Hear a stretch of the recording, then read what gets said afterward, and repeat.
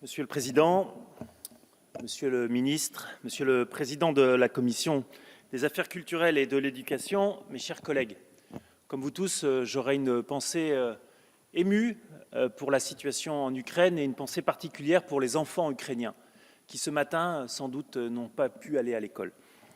Alors nous nous retrouvons, quant à nous, aujourd'hui pour l'examen de la lecture définitive de la proposition de loi visant à combattre le harcèlement scolaire.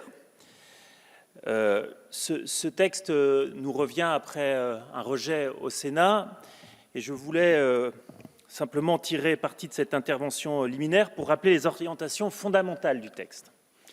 Cette proposition de loi repose sur 3 piliers complémentaires qui forment un ensemble équilibré: la prévention, l'accompagnement et la protection.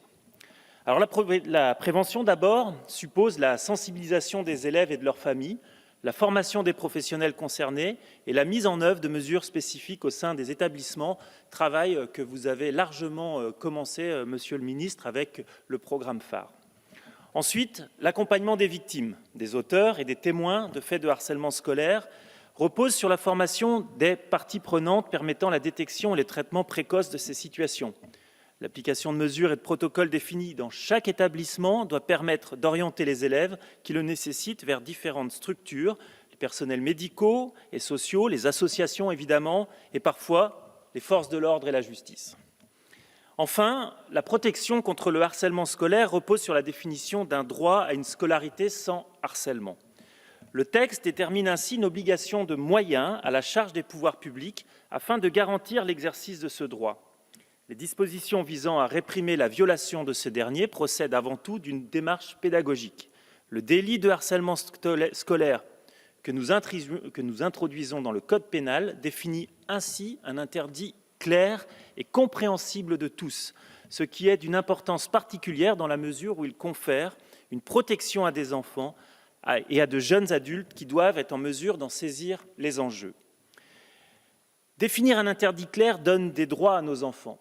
Et j'ai la conviction qu'avoir connaissance et conscience de ces droits permet de libérer la parole de l'enfant, et on sait que la libération de la parole de l'enfant est importante dans les situations de harcèlement scolaire. Parce que nous faisons le choix de la protection de nos enfants contre tout type de harcèlement dans le cadre scolaire, d'aucuns, notamment au Sénat, ont fait peur de leur crainte de voir des enseignants victimes de recours abusifs sur le fondement du délit de harcèlement scolaire dont l'article 4 prévoit la création. Alors d'abord, je rappellerai que la suite donnée à toute plainte découle de l'appréciation souveraine du juge saisi au fond. Et de plus, force est de constater que les excès redoutés par certains sont déjà possibles, en particulier sur la base du délit de harcèlement moral ou plus simplement par des plaintes répétées auprès des chefs d'établissement ou des directions académiques. De façon générale, je ne crois pas que le risque de procédure abusive justifie le refus d'une qualification pénale autonome. Plus fondamentalement, la rédaction adoptée par l'Assemblée nationale ne vise aucune catégorie particulière. Elle ne saurait par conséquent s'analyser comme une manifestation de défiance à l'égard de qui que ce soit. Alors avec le Sénat, nous avons eu un autre point de désaccord et il concerne le statut du cyberharcèlement. Il me semble en effet dangereux de présenter comme des réalités distinctes le harcèlement scolaire et le cyberharcèlement. Ce dernier, le cyberharcèlement, n'est en effet qu'un moyen pour les auteurs d'actes de harcèlement d'atteindre leurs victimes. Le harcèlement scolaire est défini par la relation entre l'auteur et la victime fondée par la fréquentation d'un même établissement. Cette caractérisation permet d'inclure l'ensemble des manifestations du phénomène, qu'elles se produisent dans l'enceinte des établissements, aux abords de ces derniers ou dans l'espace cyber. Nous prenons dans ce texte en considération les enjeux que soulève l'usage des communications électroniques dans les situations de harcèlement. Non seulement ces faits sont couverts par la définition précise du harcèlement scolaire que contient la proposition de loi, mais cette question fait l'objet de dispositions spécifiques qui imposent en particulier de nouvelles obligations aux plateformes. Enfin, pour ceux qui laisseraient croire, sans une certaine mauvaise foi, que ce texte aurait une visée répressive, je les mettrai devant leur contradiction. Vous dites que le texte est répressif, car il créerait un délit, mais vous souhaitez des peines plus lourdes via les circonstances aggravantes. Soyons clairs, ce délit est lié à une définition qui va permettre d'entraîner toute la société, comme vous l'avez dit, Monsieur le Ministre, toute la société pour mieux protéger nos enfants.